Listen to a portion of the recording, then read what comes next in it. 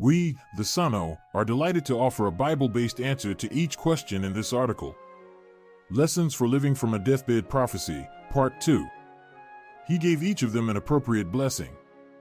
Genesis 49 verse 28. Focus. Practical lessons from Jacob's deathbed prophecy regarding 8 of his sons. Question 1. What part of Jacob's deathbed prophecy will we discuss in this article? Our Bible-based response.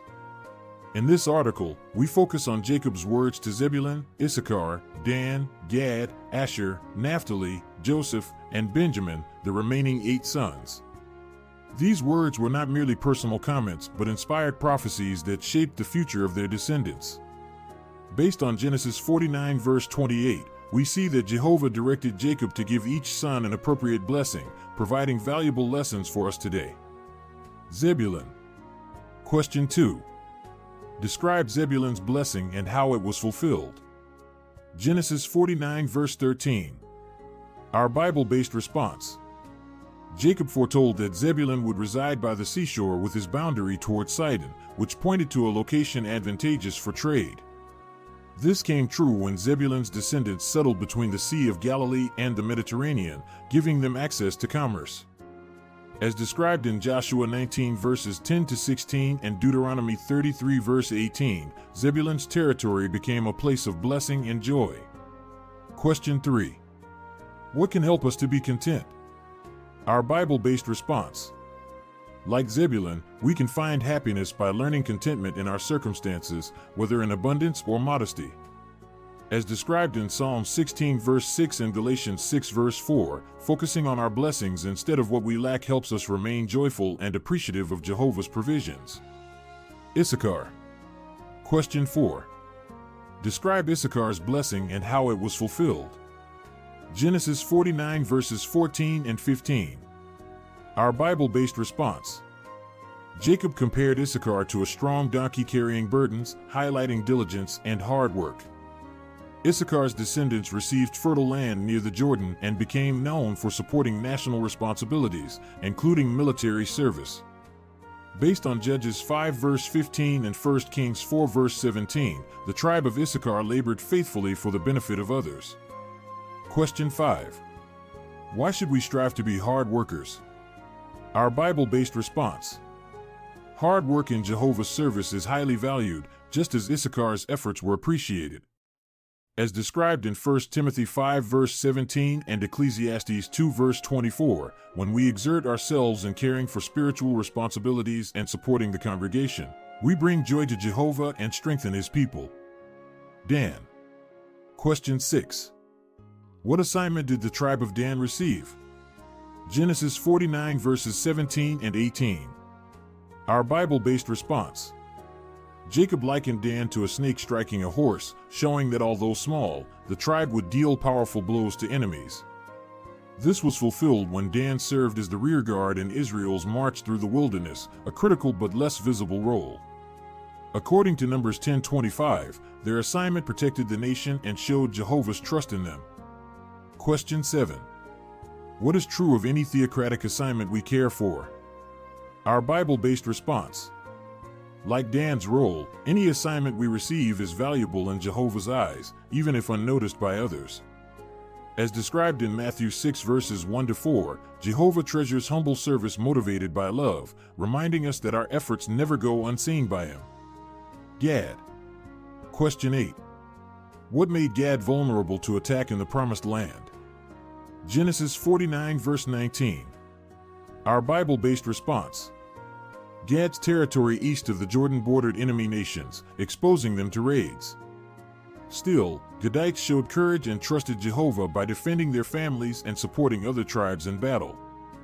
Based on Joshua 22 verses 1 to 4, their faith in Jehovah's protection was richly rewarded. Question 9. How will trust in Jehovah affect our life choices? Our Bible-based response. Trusting Jehovah gives us the courage to make sacrifices, such as serving where the need is greater or supporting important projects. As described in Psalm 23 verse 1 and Psalm 37 verse 3, when we rely on Jehovah, we can make bold choices knowing he will always provide and protect us. Asher. Question 10. What did Asher fail to do? Genesis 49 verse 20. Our Bible-based response. Though Asher's land was fertile and prosperous, the tribe failed to drive out the Canaanites, whose influence weakened their zeal for pure worship. They missed opportunities for victory due to complacency. As described in Judges 5 verse 17 and Judges 1 verses 31 to 32, Asher's prosperity distracted them from full obedience, warning us to avoid letting material blessings weaken our faith. Question 11. Why do we need to maintain a balanced view of material things? Our Bible-based response. We understand that Jehovah wants us to use material things wisely without letting them distract us from giving Him our best.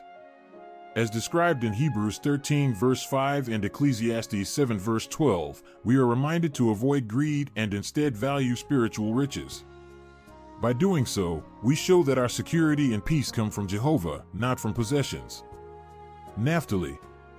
Question 12. How may Naphtali's blessing have proved true? Genesis 49 verse 21. Our Bible-based response. Jacob's words about Naphtali's words of elegance pointed ahead to Jesus' ministry in that territory, where he spoke with wisdom and authority. As described in Matthew 4 verse 13 and John 7 verse 46, Jesus' teaching shone as a great light in Naphtali's region, confirming the fulfillment of the prophecy in Isaiah 9 verses 1 and 2. Question 13. How can we make sure that our speech pleases Jehovah? Our Bible-based response. We can imitate the example of Jesus' gracious speech by speaking truthfully and in ways that build others up. Based on Ephesians 4 verse 29 and Psalm 15 verses 1 and 2, we are encouraged to use words that strengthen, comfort, and glorify Jehovah, ensuring that our speech reflects His Spirit. Joseph. Question 14. Explain how Joseph's blessing proved true. Genesis 49 verses 22 and 26. Our Bible-based response.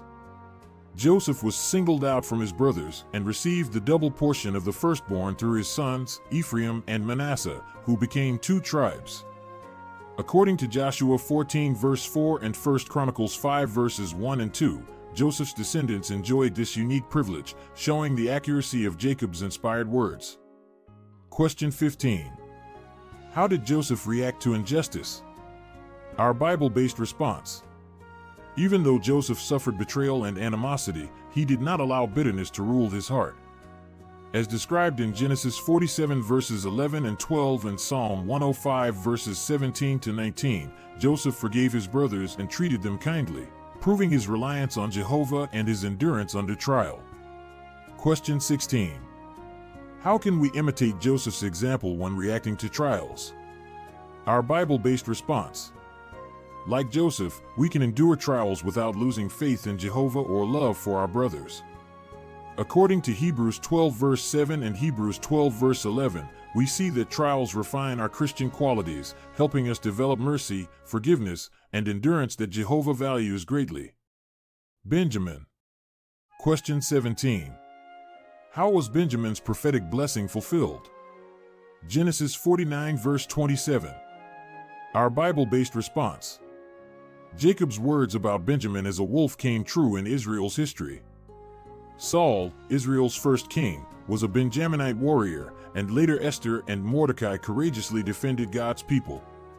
As described in 1 Samuel 9 verses 15 to 17 and Esther 8 verse 3 and Esther 10 verse 3, Benjamin's descendants played vital roles in protecting Jehovah's people. Question 18. How can we imitate Benjamin's loyalty to Jehovah's arrangements? Our Bible-based response. Even when kingship was transferred to Judah, the Benjaminites loyally supported Jehovah's arrangement instead of clinging to their own tribe's prestige. As described in 2 Samuel 3 verses 17 to 19 and 1 Kings 12 verses 19 and 21, they stood firm with Jehovah's choice, reminding us to loyally support those He appoints to lead today. Question 19. How can we benefit from Jacob's deathbed prophecy? Our Bible-based response. Jacob's prophecy strengthens our faith in the certainty of Jehovah's word and teaches us practical lessons for life. According to 1 Samuel 16 verse 7 and Genesis 49 verse 28, we learn that Jehovah sees beyond human imperfections and ensures that his promises always come true, encouraging us to remain faithful. What lessons did you learn from Jacob's words to 1. Zebulun, Issachar, and Dan? Our Bible-based response. From Zebulun we learn the importance of being content and rejoicing in Jehovah's provisions no matter where we live. As described in Psalm 16 verse 6 and Galatians 6 verse 4, true happiness comes from recognizing Jehovah's blessings rather than focusing on what we lack. From Issachar we learn the value of working hard in Jehovah's service, just as his descendants were diligent workers for the benefit of the nation. According to 1 Timothy 5 verse 17 and Ecclesiastes 2 verse 24, Jehovah values our efforts when we exert ourselves fully in his service. From Dan we learn that even unseen assignments are valuable to Jehovah, since Dan served as the rear guard. Based on Matthew 6 verses 1 to 4, Jehovah notices every act of service, no matter how small it may seem to others. 2. Gad, Asher, and Naphtali. Our Bible-based response. From Gad we learn courage and trust in Jehovah, as his tribe faced vulnerable conditions yet relied on God for protection. According to Psalm 37 verse 3 and Joshua 22 verses 1 to 4, Jehovah blesses those who serve him faithfully despite risks. From Asher we learn the importance of not letting material prosperity weaken our zeal for pure worship. As described in Judges 5 verse 17 and Deuteronomy 33 verse 24, having abundance should never cause us to become spiritually idle. From Naphtali we learn that our words should be gracious and uplifting, just as Jesus' speech fulfilled the prophecy in that region. Based on Ephesians 4 verse 29 and Psalm 15 verses 1 and 2, we should strive to use our words to build others up and reflect Jehovah's qualities. 3. Joseph and Benjamin. Our Bible-based response. From Joseph we learn endurance and forgiveness. Despite suffering injustice, he remained faithful and allowed his trials to refine him, showing trust in Jehovah. As described in Genesis 47 verses 11 and 12 and Psalm 105 verses 17 to 19, Joseph's reliance on God helped him forgive and bless his brothers. From Benjamin we learn loyalty to Jehovah's arrangements, since his tribe supported Jehovah's choice of leaders even when kingship shifted to Judah. According to 2 Samuel 3 verses 17 to 19 and 1 Thessalonians 5 verse 12, we too must loyally support those Jehovah appoints, showing unity and faithfulness to his direction. Source: Daddy, Mommy, Doniani, and Koletny.